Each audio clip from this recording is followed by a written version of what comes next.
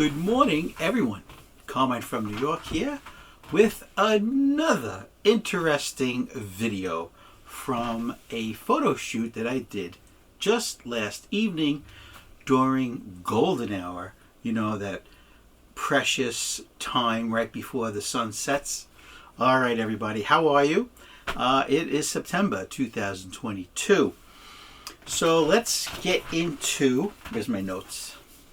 You know, a good photojournalist always keeps notes.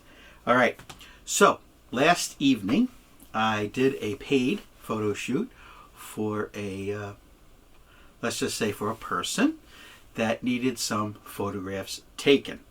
So with this person's permission, I'm going to show you the photographs I took of her right before sunset, the golden hour. And more importantly, what I want to talk about is this. So I took out the Nikon D3, okay, simple with a short, extremely short telephoto lens. It's a 55 millimeter. This is the 2.8 autofocus Nikon lens. It's just, sure, everybody knows that the 135 millimeter is the perfect portrait lens, but I didn't need that strong of a telephoto. Went with the 55 because this photo shoot required that some of the background be included along with the model. So now this location that we did the photo shoot in, the sunset was backlighting the model. So unless you want all silhouette photographs, you're going to need fill flash. So let's talk about the star of the show. The fill flash I used, okay, was this. This is the Godox Lux Junior flash from Godox. This is an awesome retro styled flash that mounts either on your hot shoe or on a cold shoe, or you can even use the included PC sync cord, plug it in and use it handheld, right? You can use it handheld, bounce it, right? You can do all kinds of things with it. With an extension cable, you can plug it in and you can hold it way up over here, right? Down low, anything you want to do.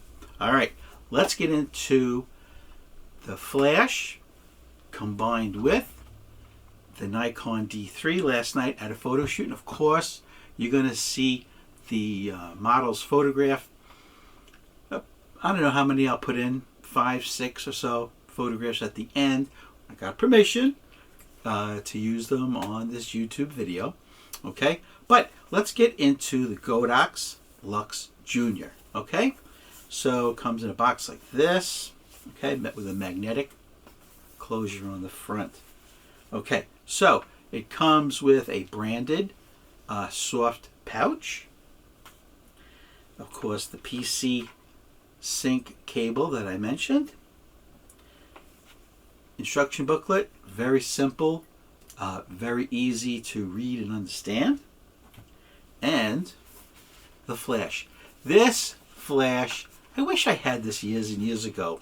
Okay, look at that beautiful box, well padded. So this is it. This is the little gem of a flash. Look at the size of this thing. This is, let me give you the exact dimensions. It's 4.5 ounces with the batteries. Okay, speaking of the batteries, it only uses 2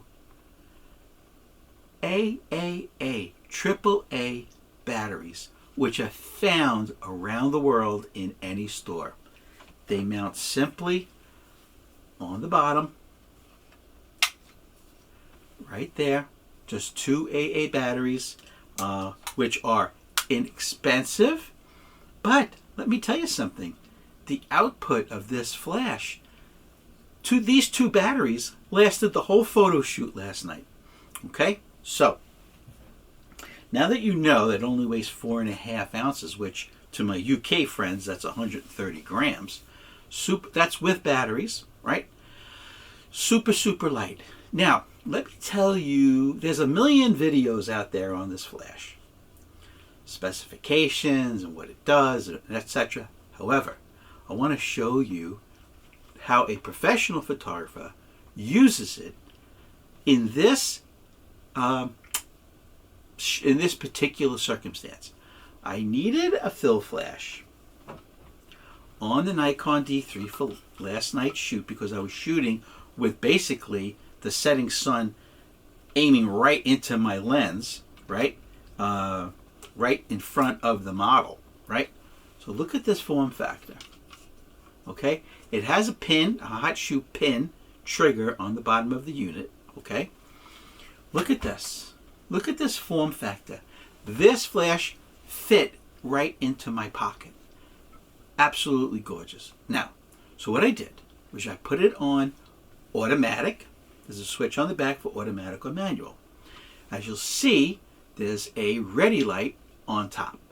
Now, this ready light is not only for to let you know when it's green, it's good to go, okay? But it's also for test firing to make sure your unit's working. I'll do it now. You press in the actual light, okay? Now, that is an incredible thing to have on your flash. Here's why. Say you want to take some interesting photographs with night photography. You set your camera on B for bulb and a small aperture, let's say f16. You use this flash, comes right off. You use this flash to go around your subject, right?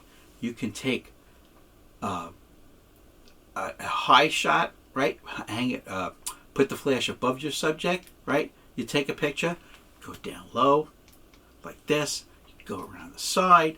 You can go around the other side. Remember now, this is for night photographs where it's very, very dark. Your camera's on B, and you will be amazed at the type of photography you can get when you take it off your camera and you just use this simple trigger. Okay, let's put it back on. Okay, and it has a nice tightening wheel on top. So last night, like I said, I used it on automatic. Now, power settings. It has a wheel on the back for how many? I think there's 7. Right, let's see. 1, 2, 3, 4, 5, 6, 7. Yes, 7 power levels. Okay, it goes from a 64th power all the way up to full power. So last night I used it on full power because I'm shooting right into the sun and I have to light up the dark side of my model, okay, as fill flash. I had it on automatic. My ISO was 200 because that's basically the lowest on the D3. You could go lower, but I like 200. My f-stop was about, for the most part, 2.8. That's why you'll see the background had a lot of bokeh. It was nicely out of focus because the subject, the model, was the subject, not the background. Okay, these weren't landscape photographs. Okay, and my camera setting was, I believe I had it on manual, and I was shooting with this camera. You can, sync speed is fantastic, so I was shooting like 125th of a second, right, at 2.8. ISO was 200. Flash on automatic. Now let's just go over a few more things. Okay. Oh, it has, since you're on automatic, right, on the back is the switch, which just says off, manual, or automatic, right? I was shooting automatic, full power. And right underneath the actual flash tube and recessed a good ½ an inch, right? So it doesn't get any of the bounce back into its sensor, right? Is the light sensor. It's right there. It's a pinhole. It's tiny. But what it's doing is it's measuring the light as it's coming back. This is not a TTL flash. Who cares? It has automatic with a light sensor. All right, guys. Now, here's a tip. When you are going to use your camera, here's one. On a film camera, okay, let's say you want to use this flash, right, the Godox Lux Junior, on your film camera, but your film camera has a cold shoe. In other words, the flash does not communicate with the camera, right, because it's a cold shoe. This is what you must do. Since the flash has a pin, an electronic pin to be triggered, all right, when you put this flash on a film camera that does not have a hot shoe, you must put a piece of tape inside the cold shoe. This is what I mean. Take the flash off. Okay. Now, this is what I'm talking about. You take a regular piece of tape. You do not put it on the flash. Okay? You take a small piece of tape, right? Like that big. I don't know if you can even see it. Very small piece of tape. And you must put it inside the cold shoe of your film camera. Okay? You can even take this and cut it in half. Okay, now you have even a smaller piece.